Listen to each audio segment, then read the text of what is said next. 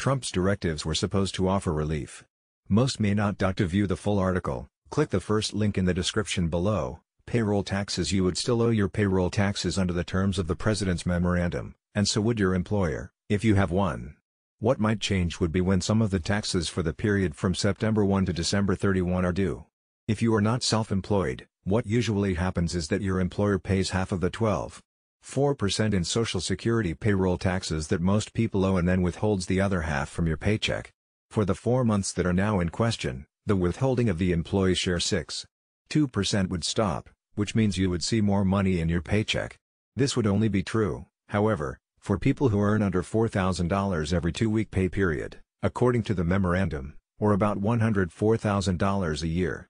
Those who earn more than that would still be subject to withholding, up to the annual limit of $137,700.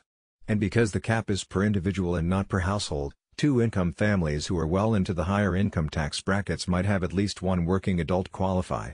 At some point soon, the Internal Revenue Service will presumably issue guidance saying when the money is due, under what the White House is calling a deferral of these taxes.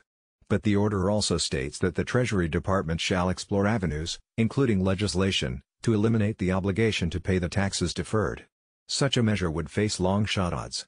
Meanwhile, pity the payroll processors who have to interpret the memorandum. Mike Trabold, Director of Compliance at Paychex, outlined a number of scenarios in an interview. Employers could decide to be conservative and continue to withhold on their employees' behalf.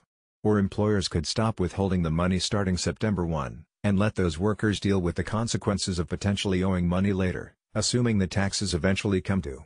Then, some employers might formally let some employees continue to withhold payroll taxes. You would still owe your payroll taxes under the terms of the President's memorandum, and so would your employer, if you have one. What might change would be when some of the taxes for the period from Sept. To view the full article, click the first link in the description below.